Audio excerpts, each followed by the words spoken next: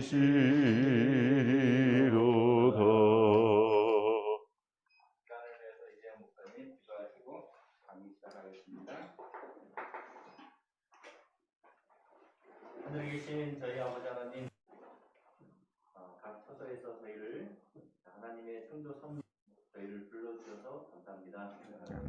이곳에서 시간을 보낸 동안 우리 하나님의 저희에게 원하시는 그 뜻하신 바를 저희가 꼭 찾고 돌아갈 수 있도록 하나님 축복해 주시옵소서. 아멘. 이 시간에 특별히 강의를 저희에게 주실 우리 송영상 장로님에게 더욱더 큰 영감을 허락해 주셔서 지금 맡은 그 사명이 정말 모든 우리 목사님들, 평신도들에게 잘 전달되고 우리 한국교회가 또 일깨움을 받을 수 있는 귀한 사역이 될 수 있도록 하나님 축복해 주시옵소서.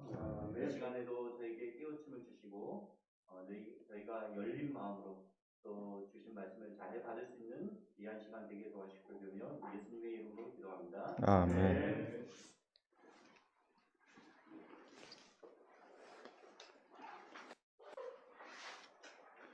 예, 안녕하세요. 잘 주무셨어요? 예.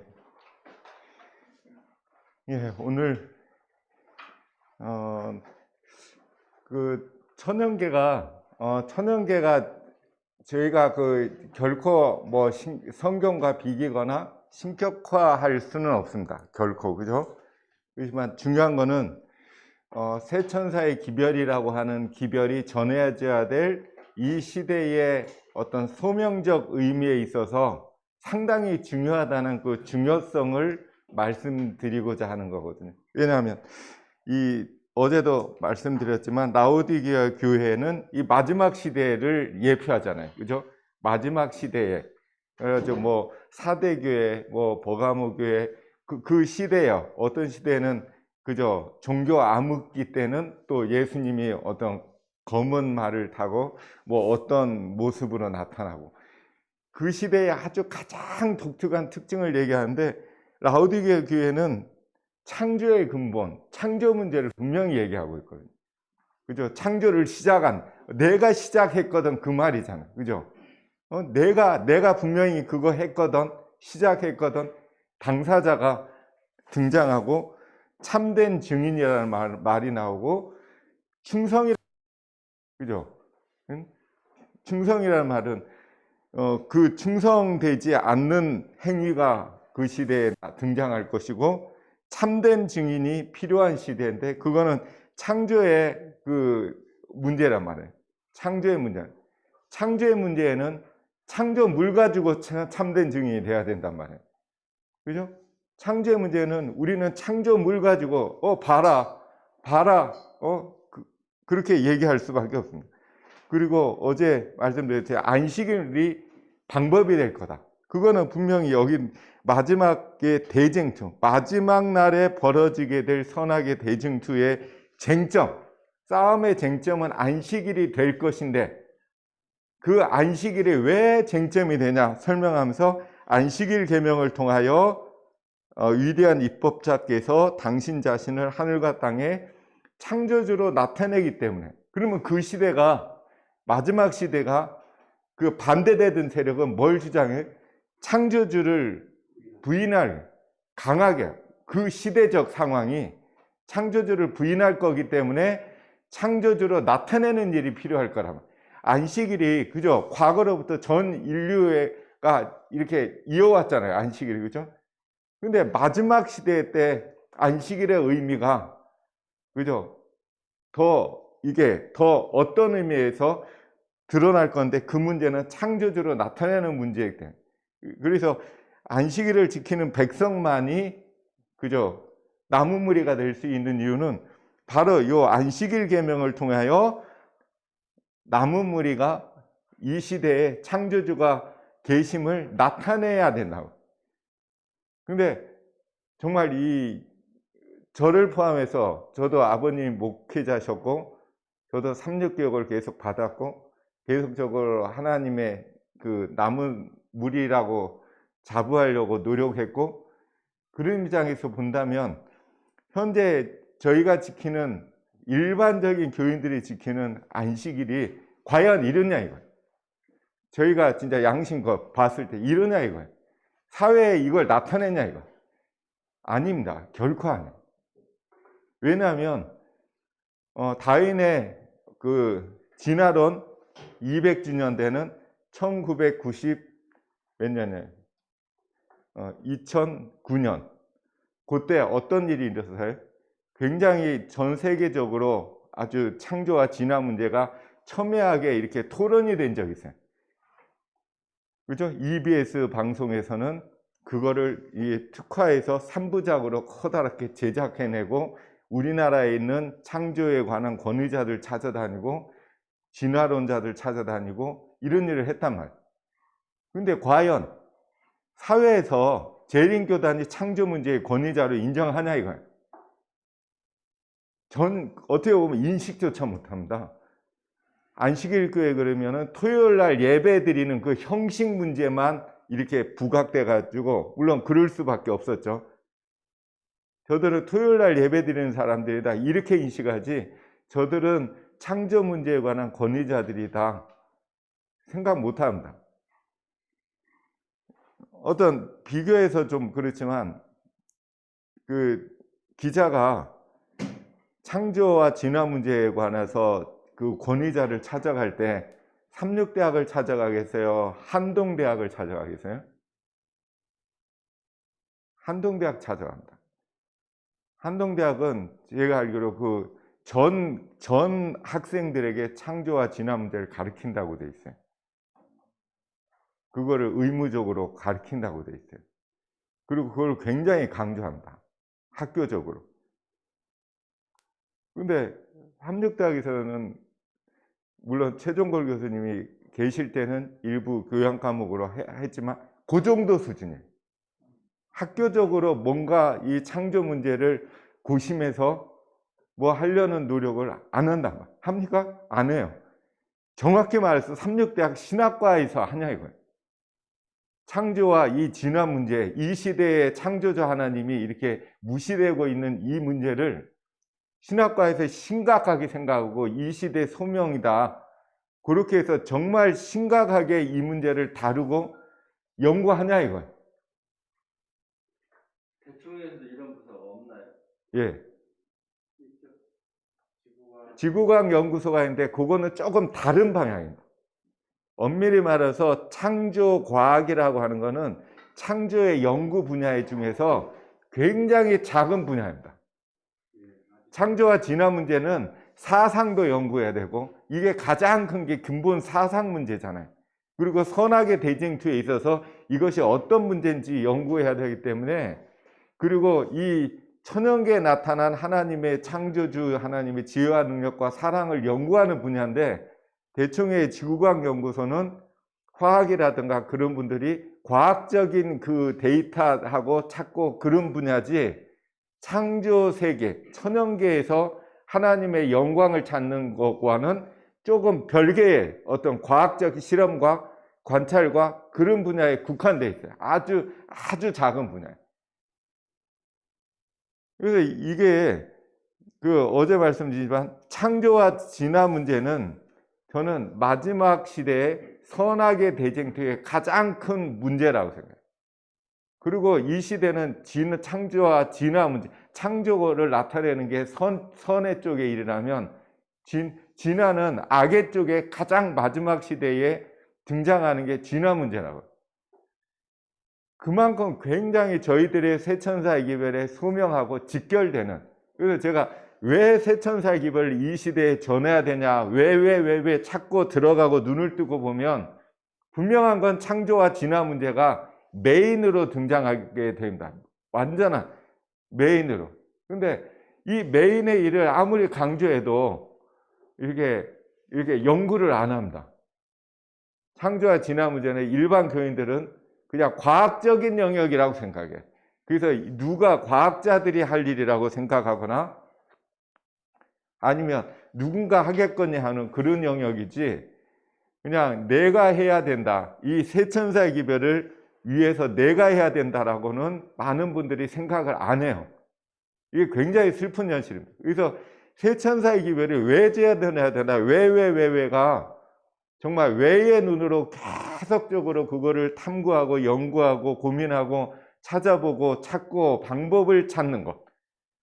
그죠? 방법이 어제 말씀드렸듯이 왜가 돼야지 방법이 나오거든요. 그래서 그 왜를 생각하는 게 굉장히 중요합니다. 이 창조와 진화 문제는 정말 마지막 시대 때 가장 큰 이슈고 가장 큰 문제란 말이에요. 그래서 그 일관되게 세천사 기별의 핵심적인 거에 분명히 등장하거든요. 하나님을 두려워하라. 이거는 분명히 마지막 시대 때 하나님을 두려워하지 않고 멸시하는 문제가 등장할 거다.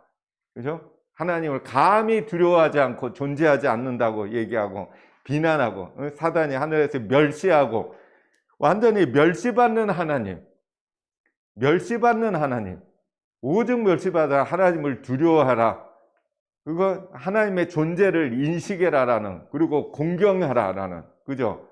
경외심을 가지라는, 너희께 뻔뻔스럽게 그러지 말고 하나님께 좀 경외심을 가지라는, 하나님께 충성되게 좀 모습을 보이라는 그런 호소 아니에요? 하나님께 영광을 돌리라는.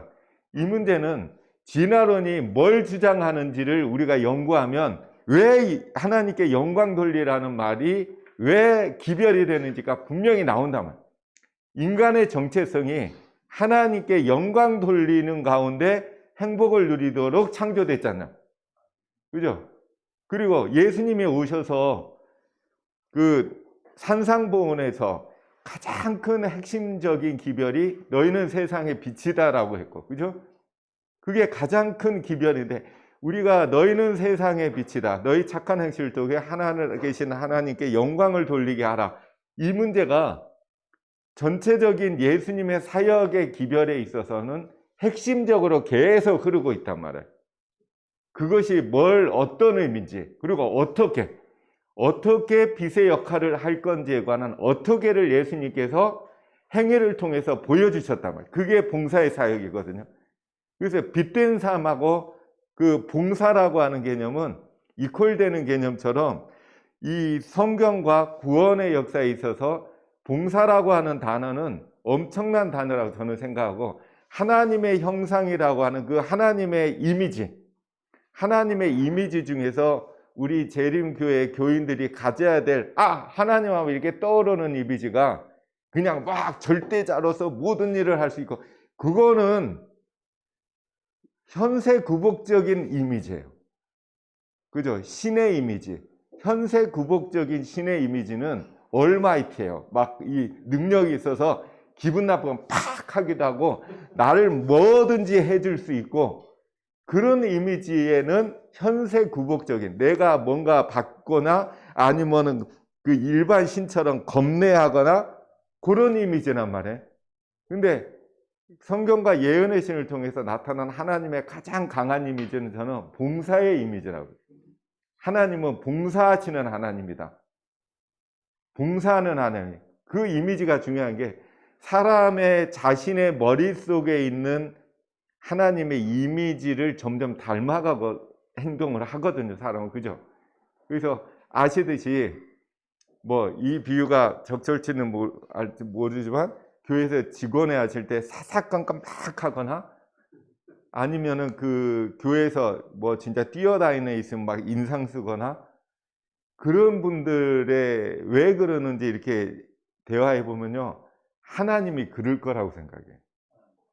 본인 머릿속에는 하나님의 이미지가 이런 상황에서는 그죠? 공의의 하나님을 주장해요.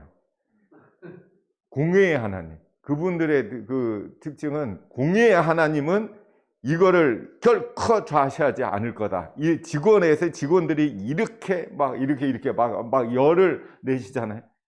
근데 천만에 성경 연구하시면은 예언의 신에 나타나는 하나님의 공의는 이 세상에 같은 그런, 그죠? 자비가 섞이지 않는 공의. 세상에서는 자비와 공의의 개념이 칼같이 연결이 안 돼 있습니다. 이 접점이 없어요. 자비 영역이랑 공의 영역이 세상적인 개념으로는 접점이 없어요. 아주 자비로울수록 공의가 없고, 정말 공의로울수록 자비가 없어요. 포청천, 자비란 없어요. 그래야지 세상적인 개념이 성립되는데 하나님의 개념에 있어서 자비와 공의는 완전히 믹스된 하나로 존재한다. 이렇게 예언의 신에 여러 번 강조했거든요. 그래서 성경적인 자비와 세상적인 자비와 세상적인 공의와 성경적인 공의는 개념 자체가 사실은 다른 단어를 써야 될 정도로 완벽히 다른 개념이거든, 사실은. 그런데도 불구하고 그런 하나님의 이미지, 공의의 하나님이 사실은 어마어마한 중요한 의미잖아요. 저희의 구원 문제에 있어서. 근데 서슬퍼런 하나님으로 우리한테 인식하도록 자꾸만 엉뚱하게 된 그런 개념 정리, 이미지. 그래서 이 봉사하시는 하나님의 이미지가 만일에 교인들한테 이렇게 새겨진다면 봉사할 거란 말이에요. 그래서 하나님께 영광을 돌리라고 하는 이 의미 속에는 하나님의 봉사의 이미지를 우리 머리에 새기는 일이 굉장히 강하게, 그 어느 시대보다 강하게 대두될 겁니다. 이 봉사의 그 어떤 그 단어와 하나님께 영광 돌리는 문제가 굉장히 관련됐다라는 건 예수님의 사역을 나타내는 시대의 소망에도 굉장히 강조하고 있어요. 봉사 문제를. 봉사의 사역, 봉사. 교회는, 사도행전에도 교회는 봉사를 위하여 설립됐다. 정확히 나와 있거든요. 그러면 그리스도인이 추구할 하나님께 영광 돌리는 문제에서 가장 추구해야 될 그런 키워드가 있다면 봉사라는 키워드입니다. 그래서 어떻게 하면 교인들이 이 하나님의 이 세상적인 봉사의 개념이 아니고 이 세상에서는 야 오늘 내일 봉사 활동 갈 사람하고 어떤 그 시간이 남거나 재정적인 어떤 투자하는 그런 거를 봉사라고 하지만 성경에서는 예언의 신에서 말한 봉사는 하나님의 형상을 가리키는 어마어마한 단어거든요. 진짜 하나님의 영광, 하나님의 형상이 사회에 나타내는 그런 일을 봉사라고 말하잖아요. 예수님이 나타내셨던 그 하나님의 형상을 나타냈던 하나님의 본체의 형상을 나타냈던 그 어마어마한 일을 나타내는데 그게 마지막 시대 때도 필요할 거다. 왜겠어요? 하나님이 무시되기 때문에. 하나님의 계심을 가장 증거할 수 있는 가장 강력한 방법이 뭘까요? 하나님이 어떠한 분인가를 우리의 행위를 통해서 나타내는 거 아닐까요? 그것이 가장 큰 강력한 증거 아닐까요? 말로 하나님은 진짜 선하시고 뭐 강조하고 전혀 행동은 안 그래. 그러면 그거는 증거가 아니죠. 참된 증인이셔. 참된 증인이라는 그 말 속에는 창조주 하나님의 이미지를 나타내는 의미가 굉장히 강력하게 포함되어 있을 거예요. 창조주 하나님의 이미지가 이런 것이 하나님의 이미지거든 하는 것을 우리의 행위를 통해서 사회에 밝히 드러내는 것. 그것이 무시된 하나님, 무시된 창조주 하나님을 나타내는 것일 겁니다. 가장 강력한 증인의 역할이 나의 행위를 통해서 그냥 나타내는 것. 하나님의 이미지, 창조주 하나님의 이미지를. 그거를 하나님께 영광 돌리라. 그죠?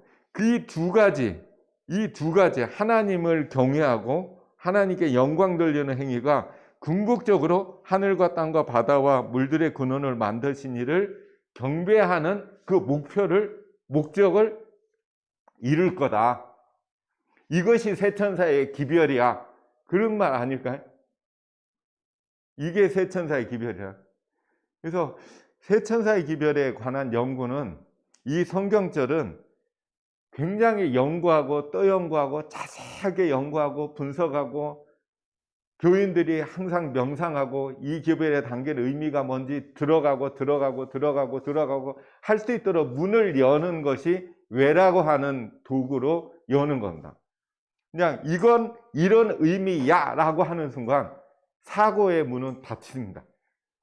끊임없이 열어야 돼요. 끊임없이. 그래서 이 문제는 정말 절실히 이 시대에 세천사길이 필요한 이 시대에 상당한 연구가 필요한 그런 성경 구절로 연구를 해야 됩니다. 그래서 어제 말씀드렸듯이 이 두 가지, 루스벨이 하늘로부터 그저 창조주를 멸시하고 창조주를 멸시하겠다라고 했잖아요.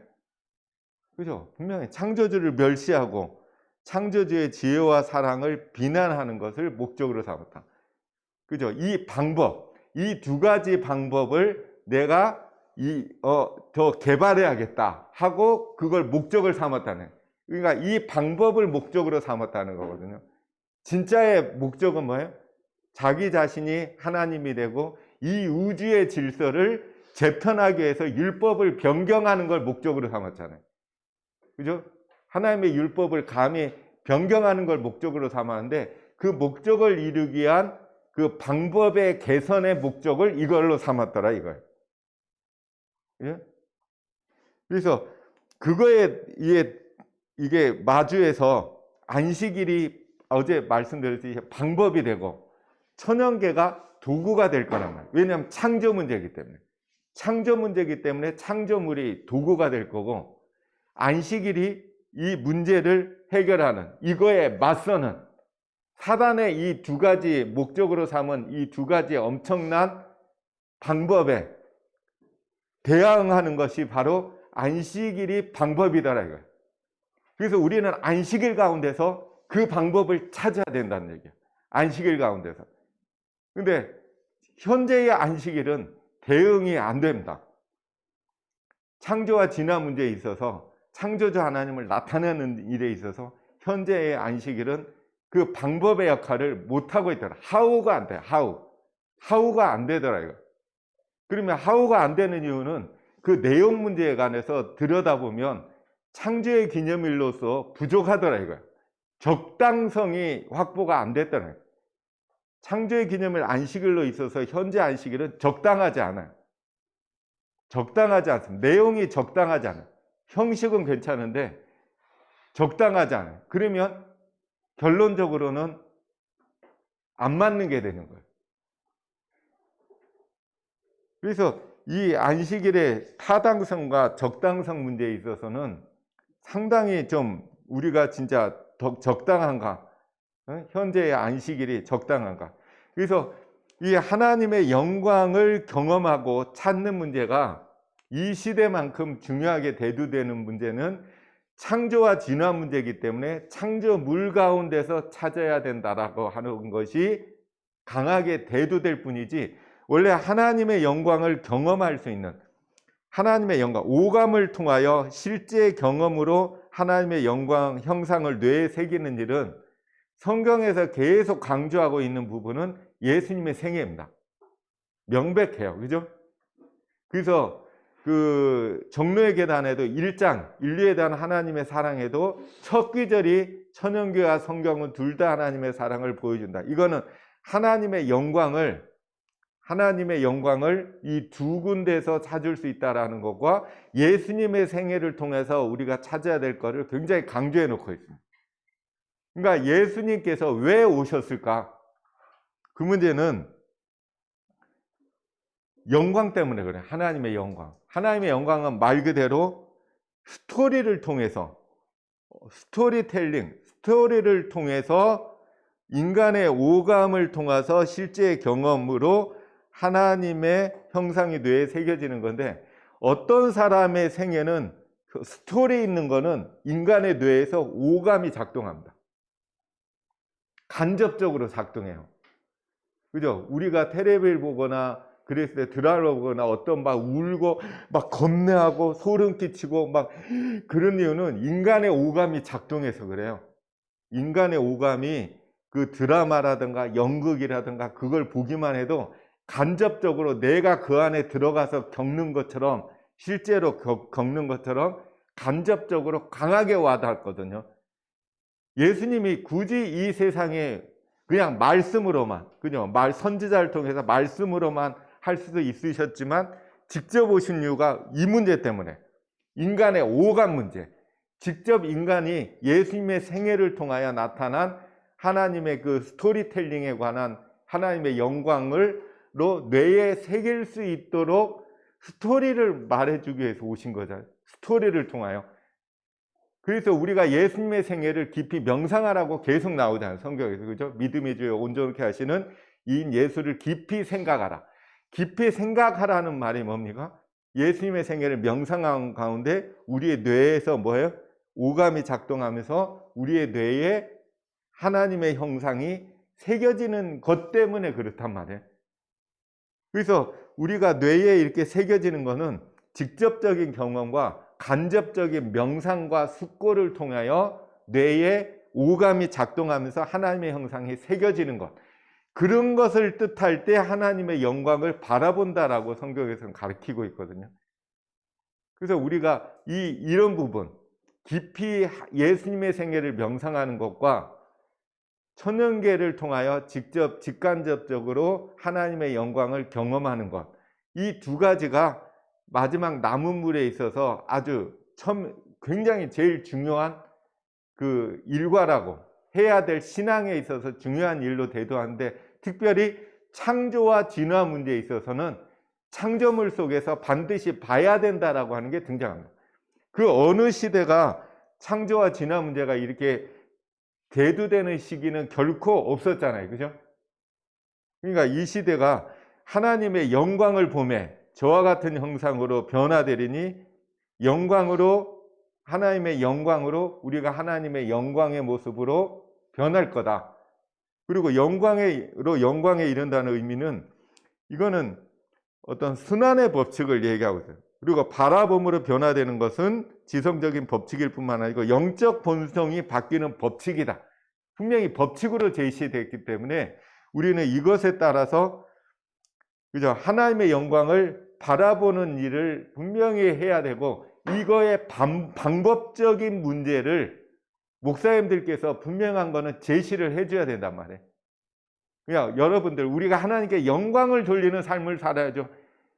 거기서 끝나요. 많은 경우는. 그냥 어떻게가 제시가 안 돼요. 어떻게가. 구체적으로 우리가 이 어떻게는 사실 연구하면은 정말 많을 겁니다. 많고 세밀하게 말할 부분이 엄청 열려 있을 거예요. 하나님께 우리가 어떻게 영광 돌리고, 하나님의 영광을 우리가 어디서, 어떻게, 왜 봐야 되는지, 이 문제는 연구하면 할수록 어마어마한 영역일 겁니다. 그리고 중요한 영역이에요. 교인들의 삶에 있어서 하나님의 영광을 교인들이 뇌에 새기는 문제에 있어서는 이만큼 중요한 문제가 없고, 특별히 창조주 하나님의 영광, 창조주의 지혜와 능력과 사랑이라고 하는 이 하나님의 영광을 뇌에 새기는 일에 있어서는 마지막 시대 때는 이것이 굉장히 중요한 문제로 대두되거든요. 창조주의 지혜와 능력과 사랑을 어떻게 뇌의 경험을 통해서 뇌에 새길 것인지. 그러니까 거듭 말씀드리지만 결국에 이게 인간의 오감을 통한 스토리텔링으로 전달돼야 되거든요. 스토리가 있는 것. 그죠? 어제 다들 이렇게 막 말씀드린 것도 이거 스토리를 해서 접목하면 뇌에 새겨지거든요.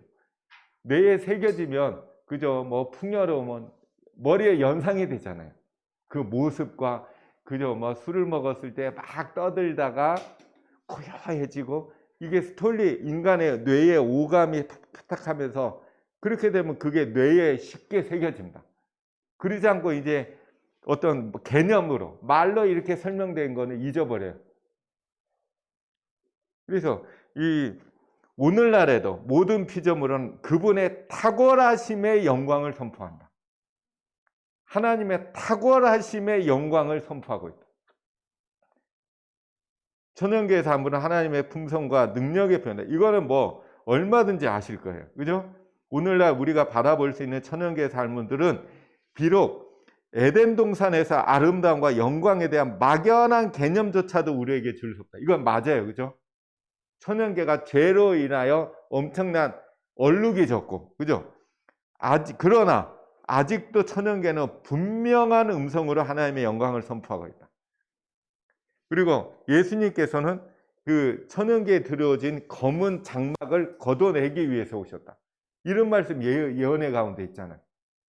그죠? 하나님의 영광이 가린 거를 예수님의 여러 비유를 통해서 이게 검은 장막을 걷어내셔서 이제 천연계가 하나님의 영광을 어떻게 드러내는지. 공중의 새를 보라. 그죠? 백합화를 보라. 그리고 여기 다 스토리텔링 아니에요? 인간의 오감과 관계된 무거운 음조로, 천둥 소리, 천연계의 천만 가지 음성. 이 말 속에는 뭐가 들어있어요? 인간의 오감하고 관계됐어요. 오감하고 관계됐다는 얘기는 하나님의 영광이 새겨질 수 있는 거다. 그 의미가 내포되어 있단 말이에요. 그죠? 하나님의 영광을 바라볼 수 있다. 그죠? 신비스러운 빛깔, 색, 변화무쌍한 대조, 혼색의 조화를 이루는 땅과 하늘과 바다와 하늘에 있는 하늘에서 우리는 하나님의 영광을 바라볼 수 있다. 이걸 하나님의 영광과 관련된 단어들을 이렇게 글들을 보면요. 인간의 오감하고 관련돼 있어요. 인간의 오감하고. 그래서 탁 보면 새겨져요. 새겨져요. 그냥 듣고 그냥 개념적으로 흘러가지 않고 새겨집니다. 그래서 여기 보면 나붓기는 나무들과 다 시각적인, 그죠? 섬세한 미모를 자랑하는 꽃들은 창조주를 가르쳐준다.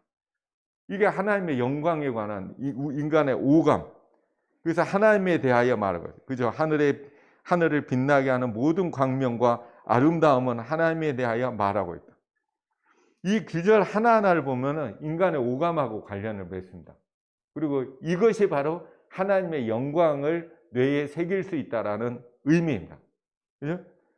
그래서 스토리텔링, 말하고 있다. 스토리텔링. 그래서 이분 강의는 그죠? 뇌과학자거든요. 이 뇌과학자입니다. 뇌과학자 이분의 얘기가 쭉 그 내용을 들어보면 어린 시절 때 스토리를 잊게 하라. 스토리를 경험하게 하라. 그 아이의 평생 지켜줄 거다. 그렇게 얘기해요. 그 아이가 평생 어려움을 겪을 때 극복할 수 있도록 어린 시절에 스토리를 경험하게 해라. 그걸 굉장히 강조해요. 어른이 돼서 이렇게 막 그 자라나는 청소년들이 어떤 일을 겪고 좌절하고 자살하고 그런 아이들의 특징이 어린 시절에 아름다운 스토리가 없대. 그 아이들 뇌에 새겨진 스토리가 없대. 아름다운 스토리가 없대. 그래서 이 뇌과학자니까 뇌를 연구하는 엄청난 학자더라고요. 제가 인터넷에서 이 장동 이분이 들어가 보면 엄청나게 강의를 많이 해요. 막 외국인 앞에서 막 대중을 놓고 외국인의 중요한 모임 가서도 얘기하는 게 나오고요. 뇌과학자니까. 근데 이 뇌과학자가 주장하는 게 어릴 때 스토리를 경험하게 해주라. 그게 핵심이야. 이분이 계속 강의의 주제는 스토리를 경험하게 해주라. 그거더라고요. 너무나 힘들 때요. 죽을 것 같을 때가 있어요.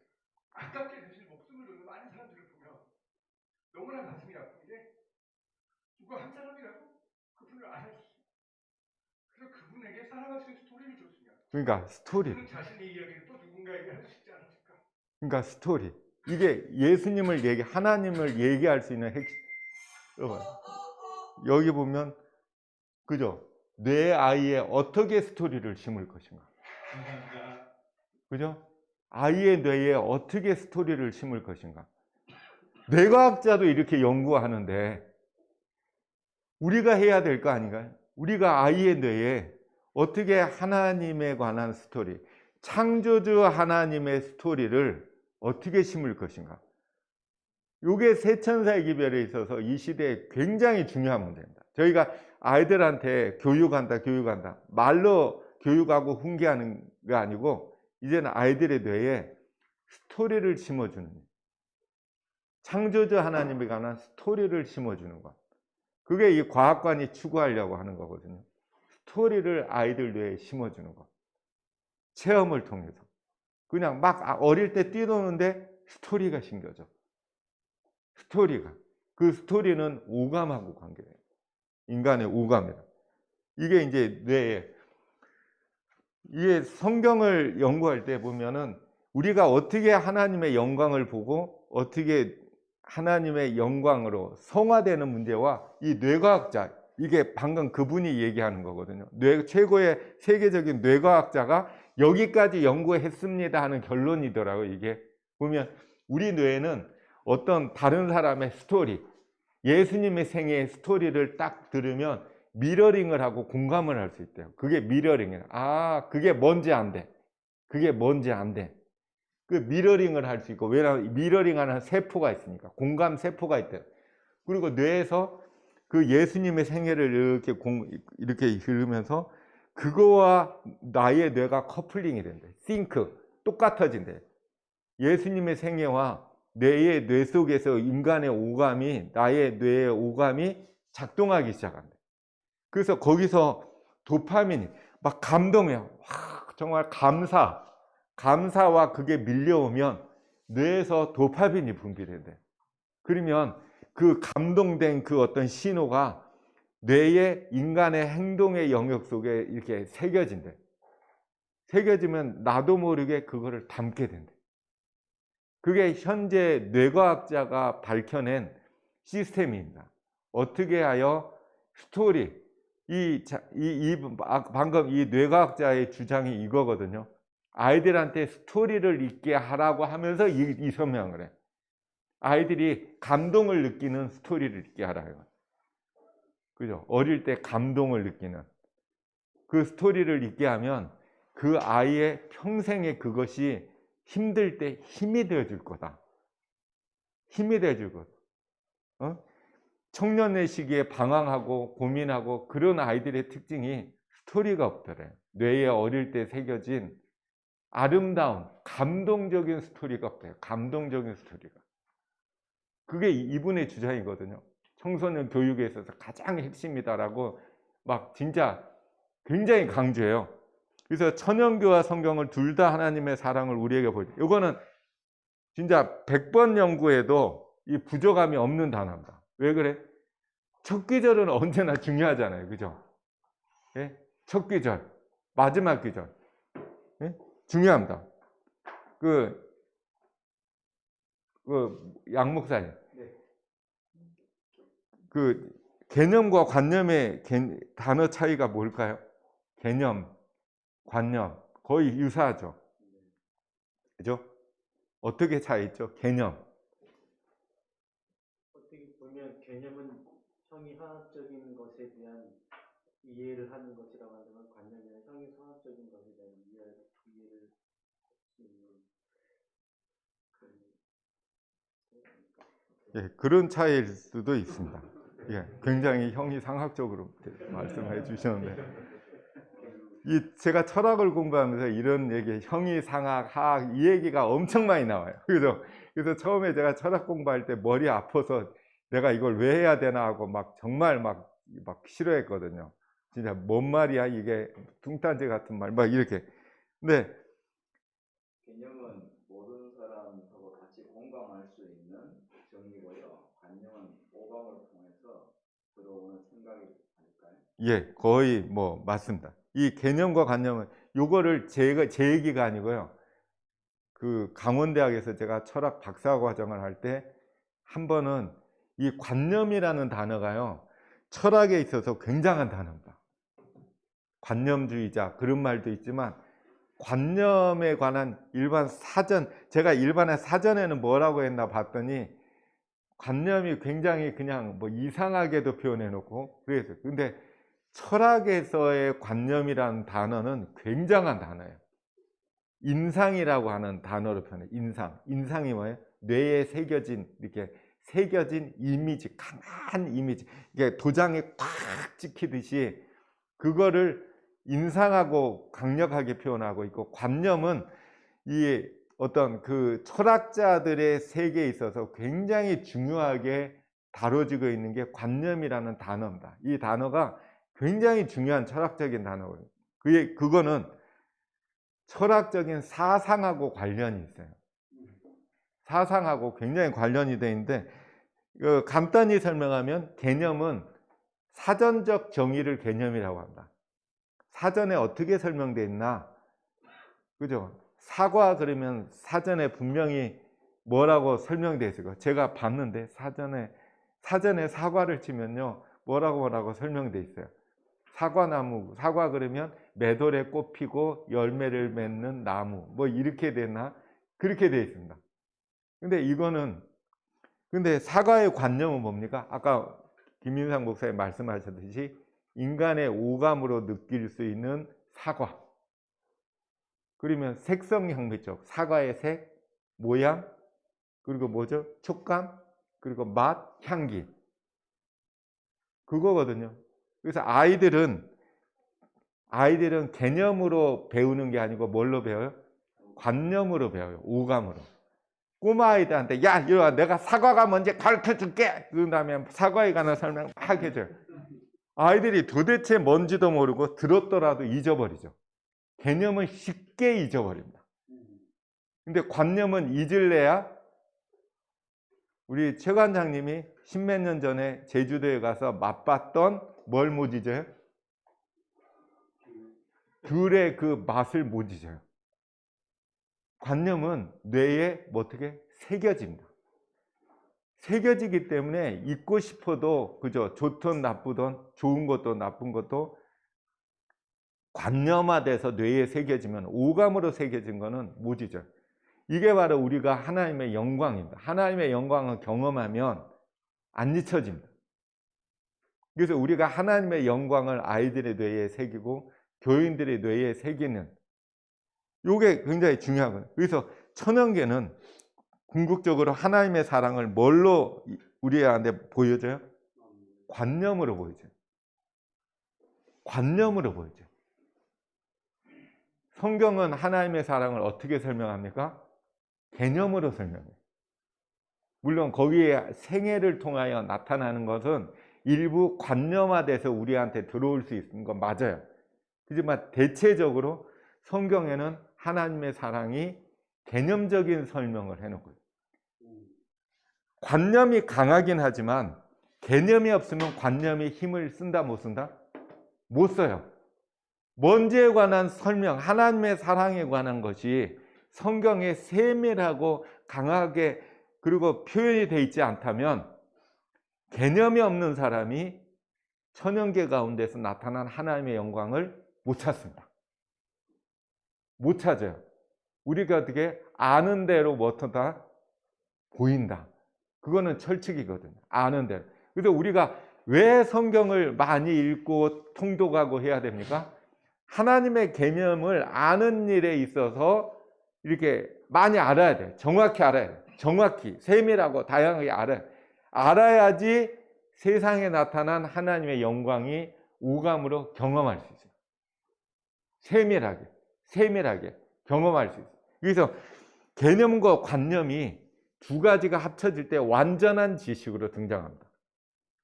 그래서 정로의 계단, 생애예비 10장이 어떤 내용입니까? 어떤 장이죠? 하나님의 지식. 하나님을 아는 지식. 거기 보면 뭐가 나와요? 천연계가 나오고 성경이 나오고 예수님이 나옵니다. 왜 천연계를 꼭 끼워 넣을까요? 왜요? 개념과 관념이 합쳐져야지 완전한 지식이기 때문에. 이거는 상당히 중요해요. 개념과 관념을 합한 지식이 완전한 지식입니다. 교육에 있어서도 100번 말하는 것보다 한 번 보여주라는 말이 그거예요. 물론 말하는 게 필요해요. 그죠? 그렇지만 그것과 개념과 관념은 분명히 이걸.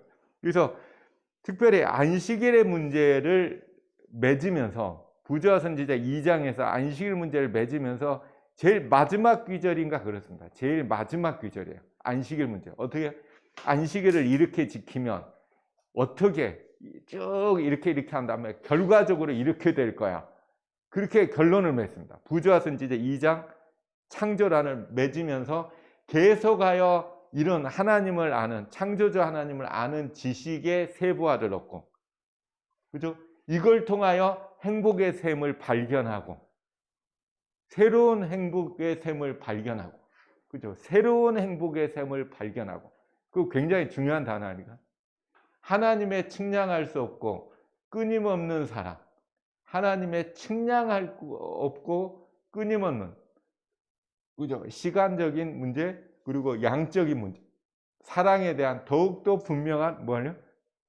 관념을 얻게 될 거다. 저렇게 끝맺습니다. 하나님의 사랑에 대한 개념을 얻게 될 거 아니에요. 관념을 얻게 될 거다. 저걸로 끝맺습니다. 분명한 단어는 관념이라고 끊어요. 저에게는 안식일이 어떤 날입니까? 하나님의 개념에 관한 설교를 듣고, 그래서 안식일 날 설교 말씀을 통해서, 결국에 설교 말씀을 통해서 하나님의 사랑이 어떠한 하나님이신가에 관한 개념이 정리되는 시간이 저는 설교 시간이라고 해요. 근데 개념으로 정리되고 이것이 관념하고 연결이 안 되면은 사라집니다.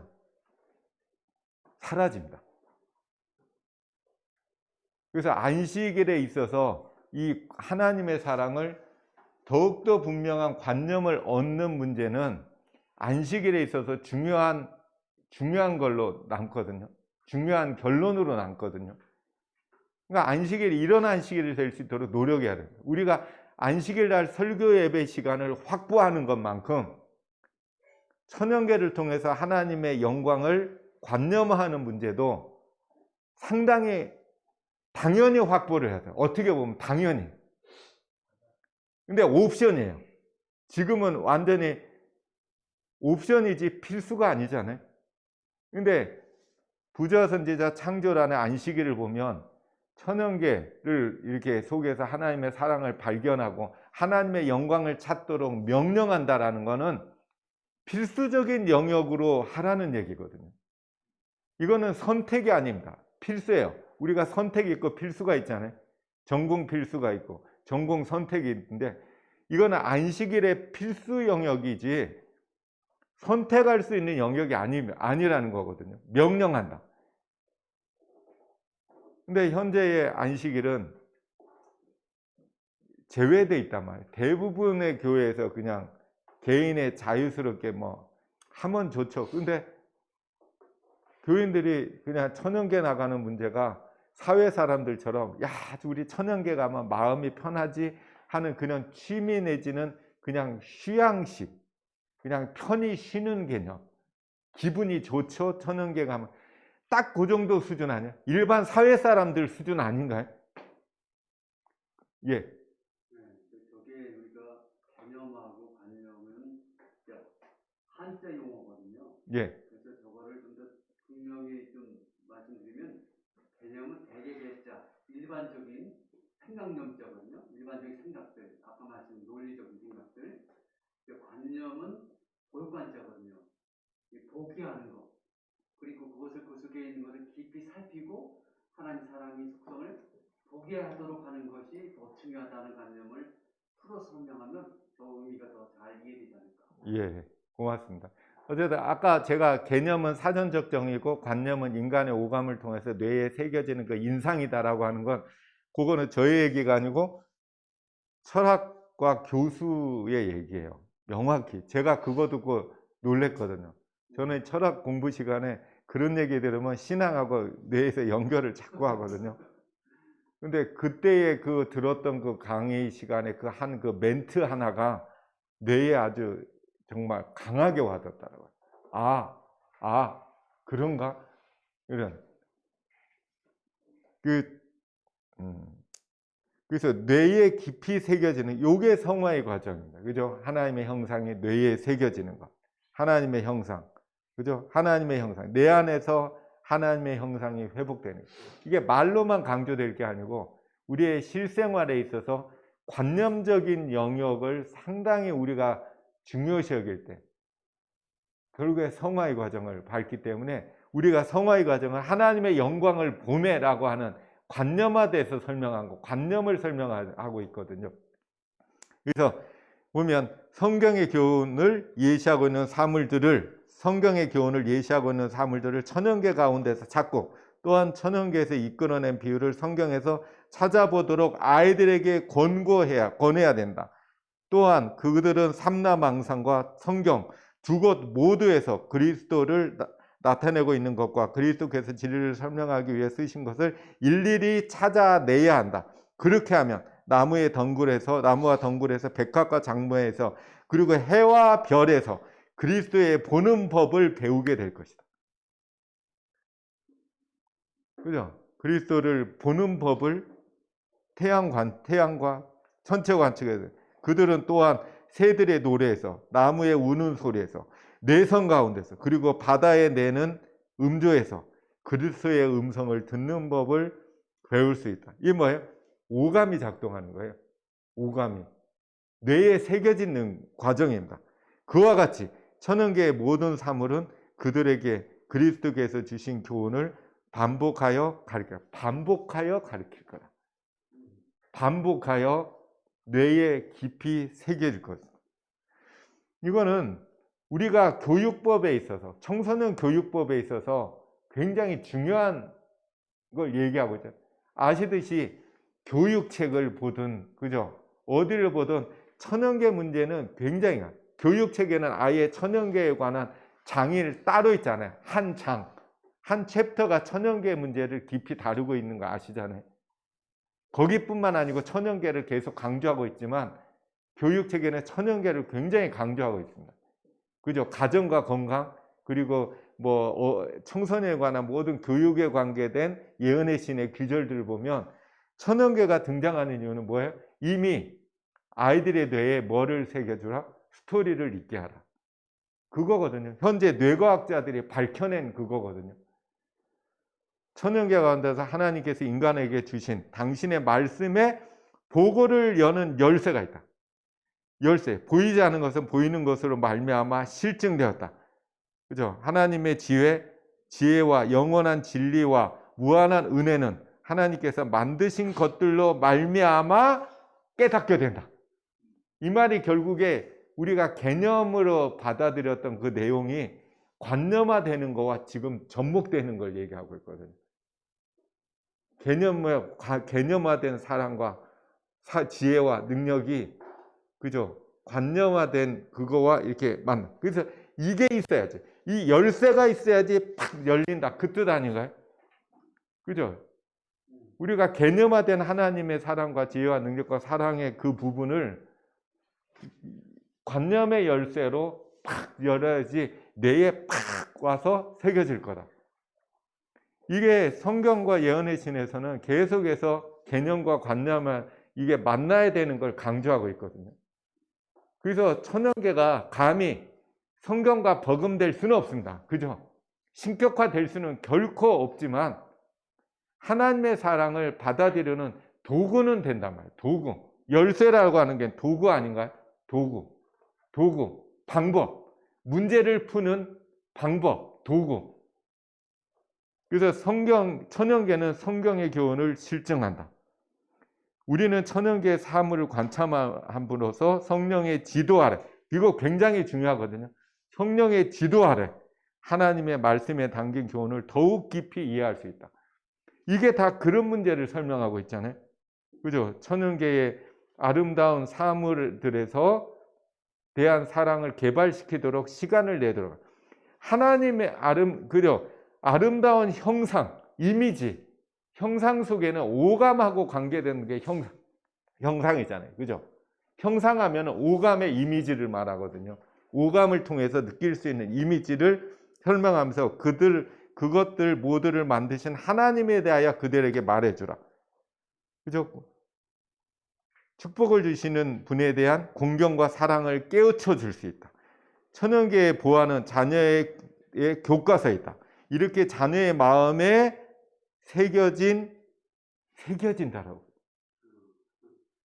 이게 형상이라는 의미거든요. 새겨진다라는 말은 인간의 오감으로 새겨지거든요.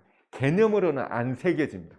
개념은 이쪽 귀로 와서 잘못하면 이쪽 귀를 쉽게 나갈 수 있는 게 개념이거든요. 근데 관념은 들어오면 새겨집니다. 어제 말씀드렸잖아요. 뱃속에서 들은 중국어가 뇌에 새겨지죠. 이거는 우리가 원하던 원치 않던 새겨집니다. 오감으로 들어온 건 새겨져요.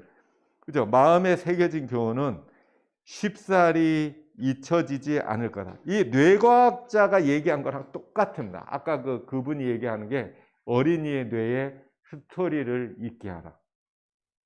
그죠? 어린이의 뇌에 스토리를 입력시켜라. 요게 스토리를 입력시키는 거예요. 스토리. 그리고 혹시 오늘 차를 좀 차가 나가야 되는 차가 있나요? 목사님 차 혹시 나가셔야 되죠? 지금 8시부터 공사가 시작되기 때문에 차가 못 나가거든요. 혹시 나가셔야 되면 차를 밑에다가 좀 내려놓으셔야 되거든요. 예. 지금 공사 맞습니다. 크레인이 와서 다 파요. 예. 여기 교육책에 보면 교육책에 거기 100쪽 플러스 마이너스 거기가 천연계에 관한 내용이 나오면서 이런 구절이 이게 다 아는 거거든요. 창조와 구속의 기초의 사랑. 성경에서 사랑이라고 하는 이 단어는 어마어마하게 중요한 단어잖아요. 그죠?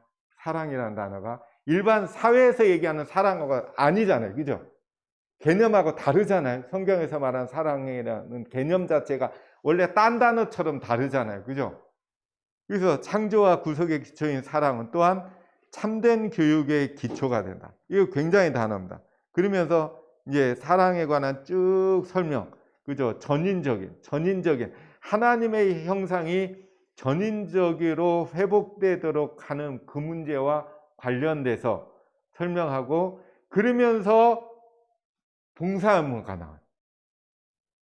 그래서 하나님은 사랑이시다라고 얘기하는 것과 하나님은 봉사하는 분이시다라는 말이 이퀄리해는 되는 게 이 전에 나온 게 뭐예요? 첫째 계명, 둘째 계명.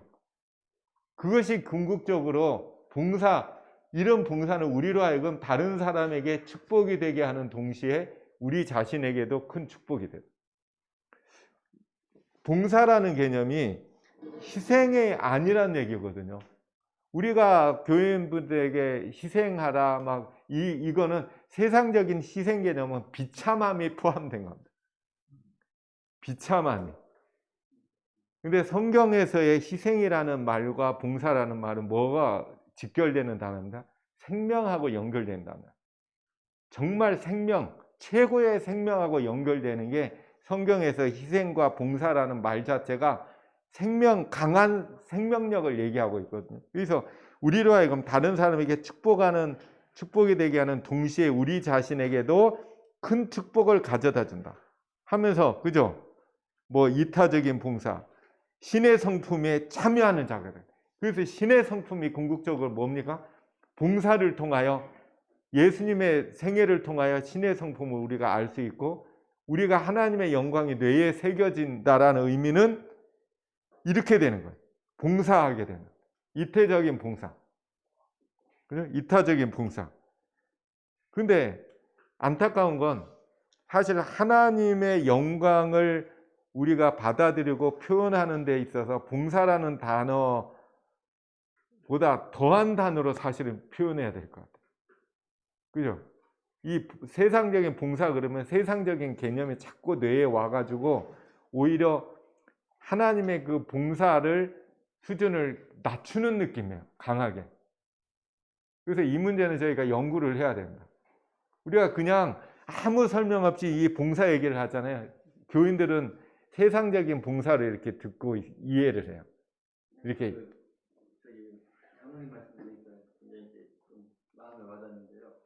요즘에 보니까는 너 자신에게 충실해라, 네가 먼저다, 그런 관념을 많이 이렇게 사람 언론 매체나 또 책이나 그런 것들마다 나 위주 이걸 많이 얘기하거든요. 희생을보다는 네가 먼저 해야 된다, 너 자신을 찾아야 된다는데 지금 말씀 듣고 나니까는 세상의 희생은 비참하고 연결되지만 성경의 희생은 축복과 연결된다는 말이 많이 다른 개념이에요. 그러니까 초점이 다르네요. 보니까요. 그죠? 성경이 말하는 행복을 찾는 길하고 사회에서 말하는 행복의 길이 다릅니다. 그래서 슬프게도 저희가 쉽게 말하면 뭐 상공사공 분들을 비하하는 건 아니지만 요즘에 그 상공사공들의 어떤 분위기는 자신과 가족을 찾는 일에 사실 많은 시간과 관심과 영역을 하는 그것이 사회가 그렇게 가르치잖아요. 근데 사회가 가리키는 게 교회에서 들어와요. 그래가지고 희한하게, 그죠?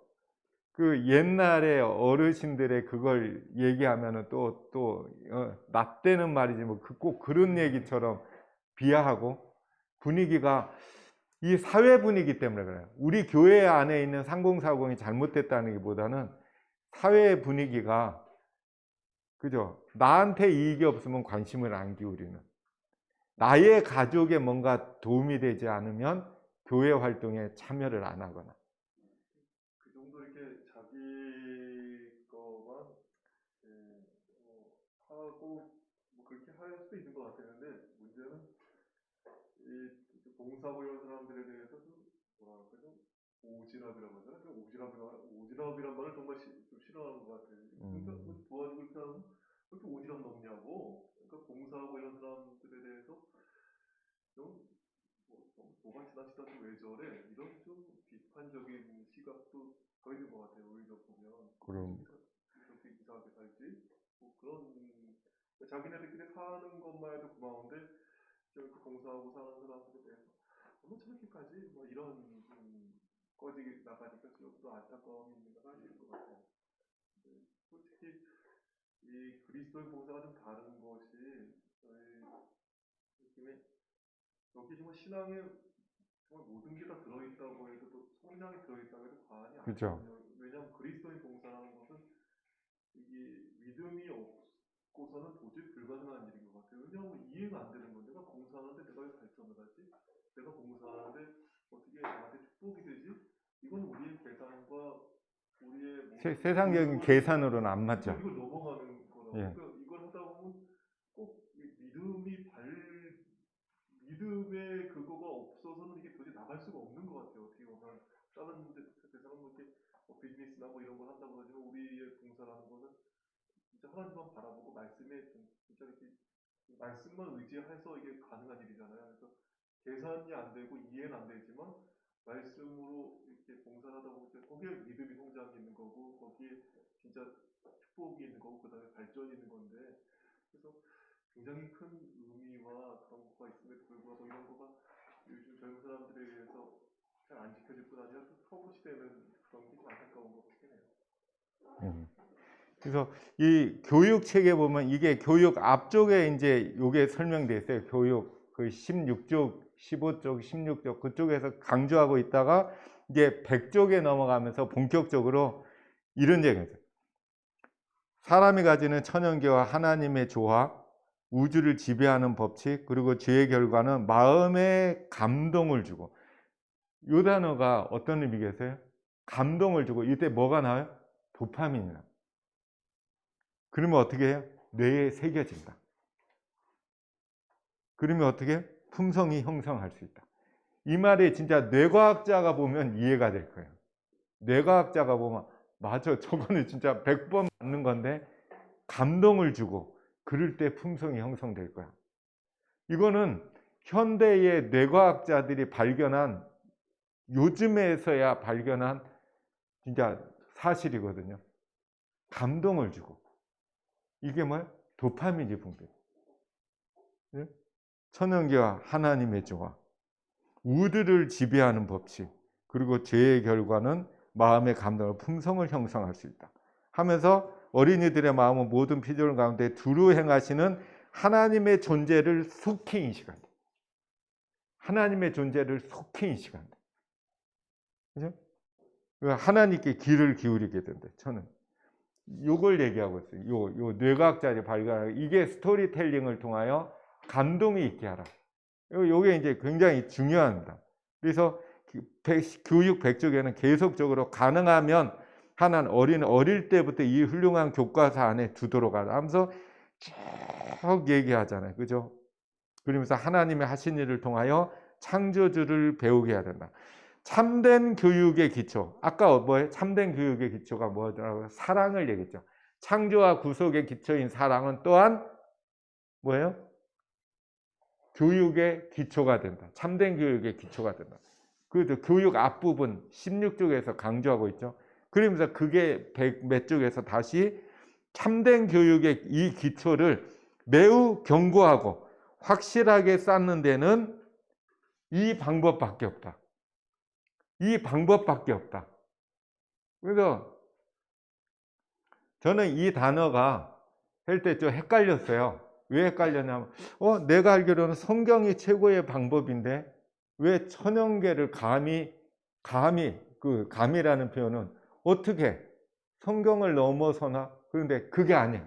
이해를 잘못했어요. 뭐냐면 성경은 최고의 권위고 성경에서 말하는 하나님 이 개념, 하나님의 이 참된 교육과 기초교육과 창조와 구속의 기초인 사랑을 성경만큼 명확하게 잘 설명해 주는 건 없다. 그렇지만 이것이 인간, 아이들, 청소년한테 이 개념이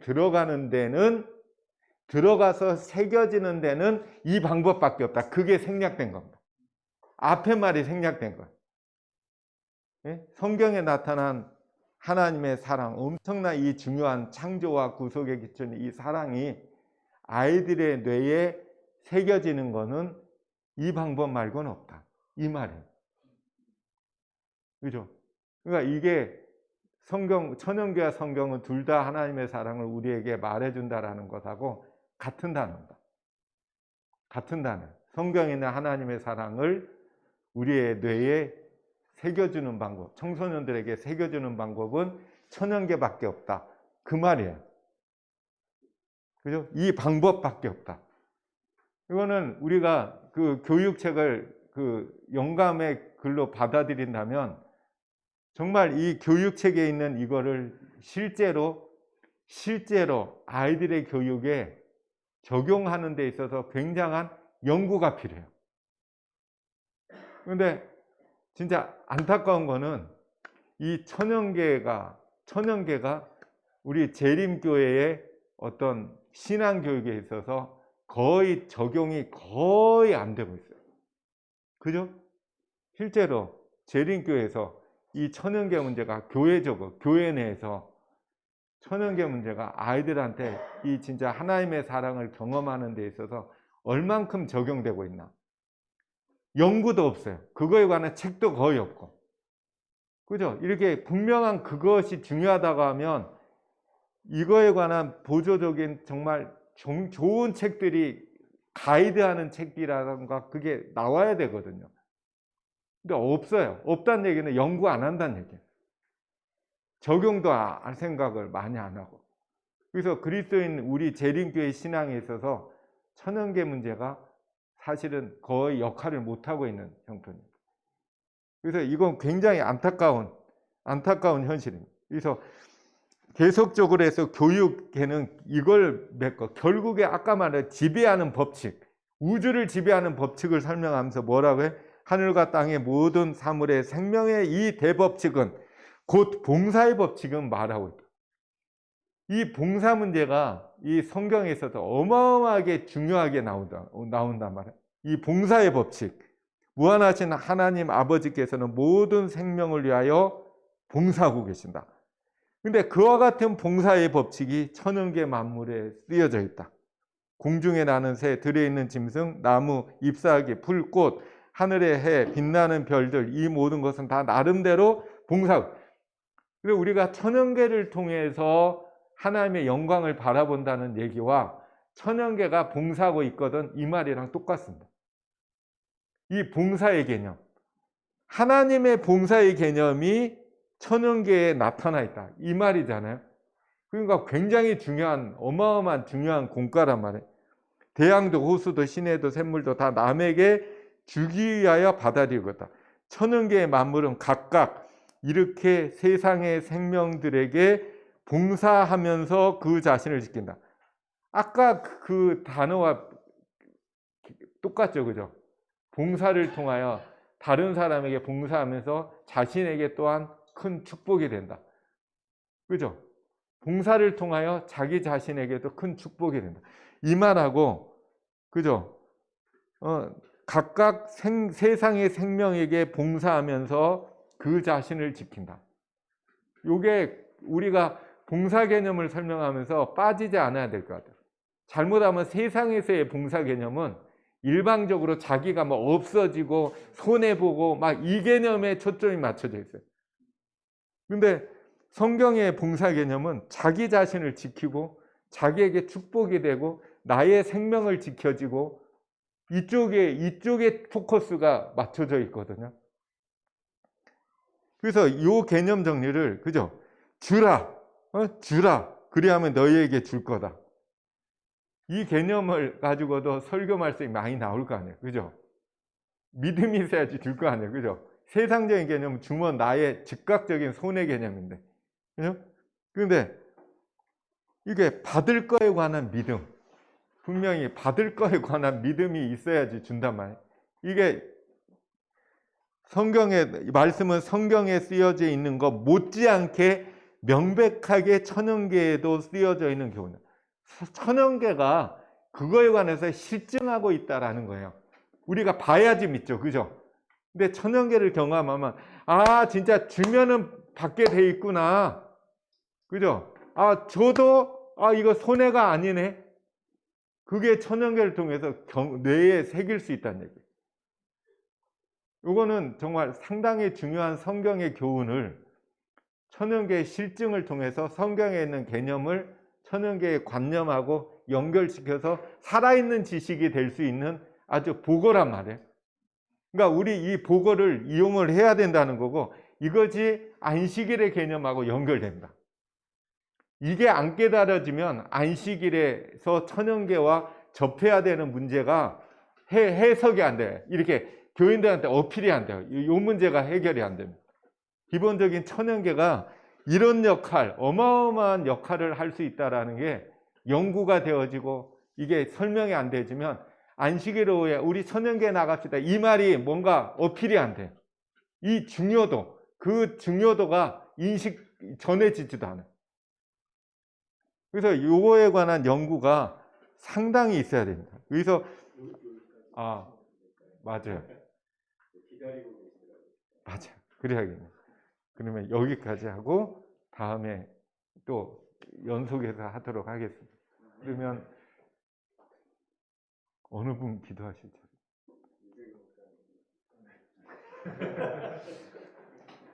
하늘에 계신 아버지 하나님, 오늘 또 이렇게 좋은 아침 주시고 또 새로운 생명 가운데 또 귀한 말씀으로 우리의 마음이 뜨겁도록 해주셔서 감사합니다.